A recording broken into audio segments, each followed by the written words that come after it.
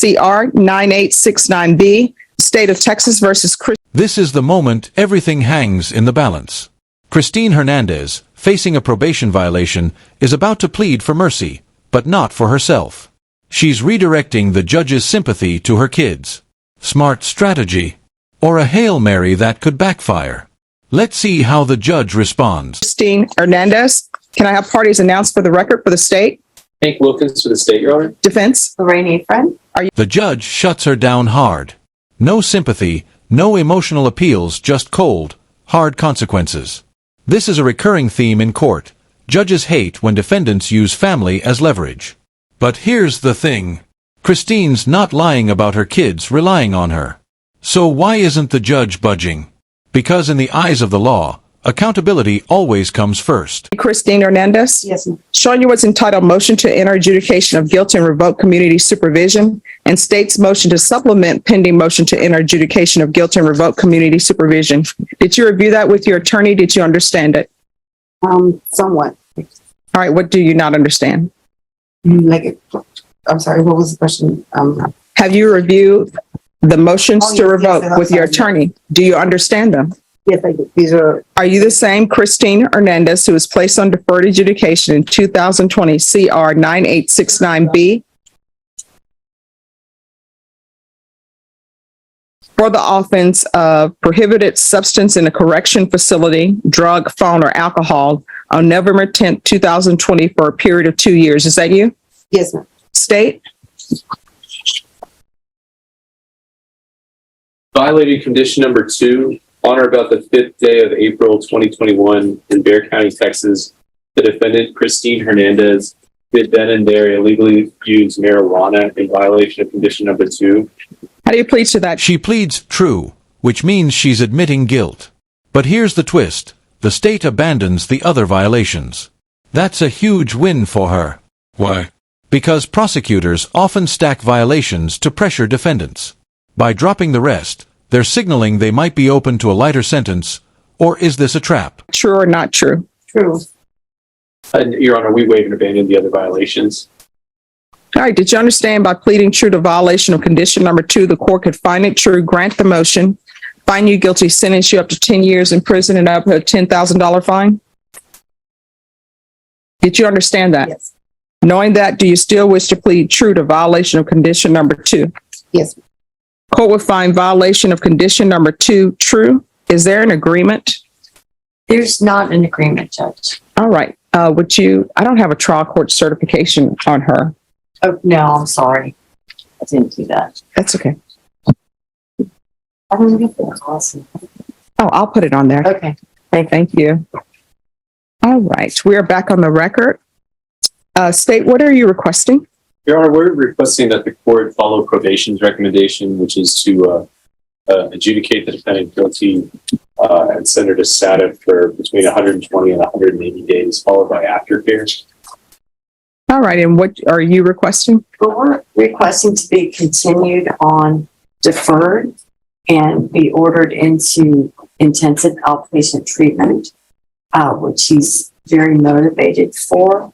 I mean, one thing I discussed with her is also some kind of mental health support. Mm-hmm. I think she agrees and does feel that she needs that, and it appears to me that she would benefit greatly.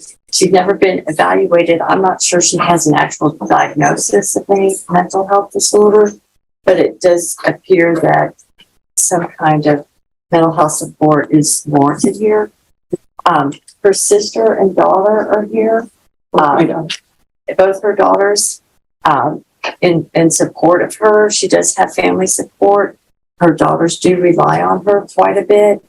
She currently resides with her mother and helps her mother there and helps her daughters. And so one thing that is causing her a great deal of anxiety standing before you today, of course she knows this probation has been a mess. Yeah.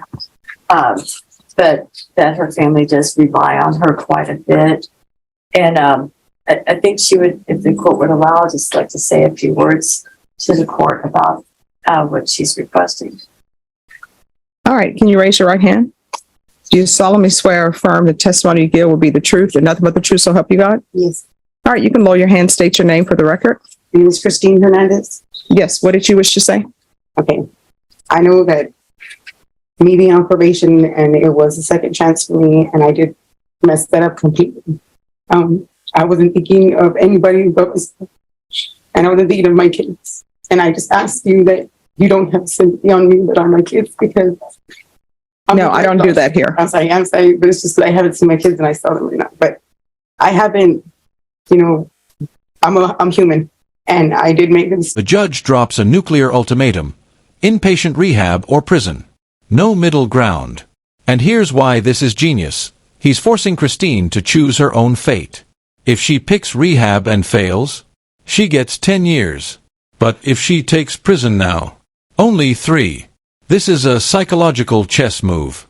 What would you do in her shoes? Mistake, and it was just like I was scared and I did another mistake and another mistake and another mistake, and I don't want to make an excuse and say that I was not my fault. It was my fault. All right, let me just tell you right I know now. better. So at the end of the day, I'm not giving you outpatient treatment. So that's off the table. Okay. Either you're doing inpatient treatment or either you're going to prison. So which would you prefer?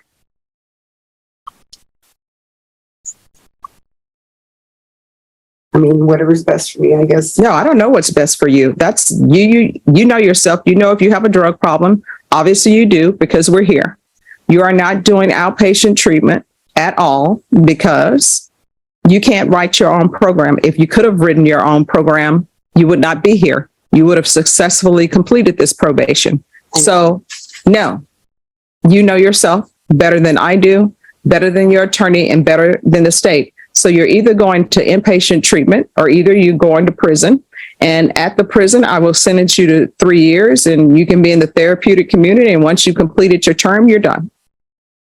But if I send you to inpatient treatment, if you are unsuccessful on this probation, you're looking up to 10 years in the prison. So which would you prefer? Go inpatient. All right, I'll deny the motion. Alternate amend conditions. She doesn't need a new tap, does she? Judge, her case expired November 9th of 2022. She will need a new tap. All right. So your case has expired. So what I'm going to do, violation number 2 is true. Going to find you guilty. Alternate amend conditions to sentence you to 8 years in the prison, suspended for 6 years. There's to be a TAP evaluation while in custody. Follow all TAP recommendations. If TAP recommends outpatient treatment, then we'll start with ISF, cognitive and substantive. And you said you're helping your children. How are you helping your children? I'm everything to my children. No, what does that mean? Well, I'm the mom. Their dad's never been in their life, and I do everything for my children. I send them to school. I pay for everything that they do. I pay all the bills. Wow. How old are your children? My children are 20, 16, and 9. All right. So who is the 9-year-old with? The 9-year-old right now is with my mother. All right. And the other child, who is she with? They're all right now staying at home. They're with my mother. They're with your mother. Yeah. Who is? And I think they're actually present here today. They are. Okay. All right. Well, you need drug treatment. Otherwise, you shouldn't be in their life. Do you have any grandchildren? No, I don't have any. Okay. So TAP evaluation while in custody. Is there anything else she needs? I don't know. Anything she needs to do, Your Honor, but not prison. after the ISF, This is the real lesson here. The judge isn't being cruel. He's exposing a hard truth. The system doesn't care about your excuses. It cares about actions. Christine's kids do need her, but the law needs her to fix herself first. And that's the brutal balance of justice. Mercy exists, but not at the cost of accountability. since she was being adjudicated, which like any of the other conditions. All previous conditions are to remain.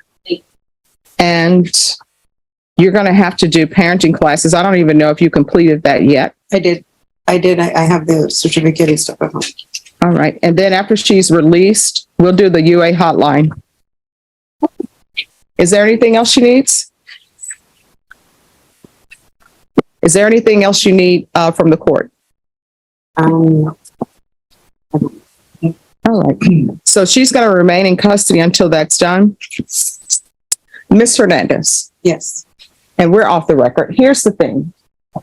You cannot come to court and use the fact that your children need you to try to get sympathy from me and have me do something other than what I would do if your children in the free world and do what it's expected of you, and you wouldn't be here. I know. And it is a shame that you had to have your children come down here, because Deputy Laura will tell you, your attorney will tell you, and Deputy Mejia will tell you, bringing in your children to say, my children need me, doesn't really pull at my heartstrings, because I look at facts to see what's going on. You understand? All right, good luck to you. And I think her sister would also say that she would be in support of some kind of mental health, that there is a mental health component here. All And so right. we were just gonna, I don't know if there's anything further. I think probably what the court has ordered is going to be sufficient. All right. Needs. Deshaun, can you also do a a MIC evaluation? Yes, John. All right, so you need to let them know if there's any mental health issues. You understand? All right. I think that would be good and help her be successful, actually, hopefully, Okay. get in the right programs. All right. Thank you.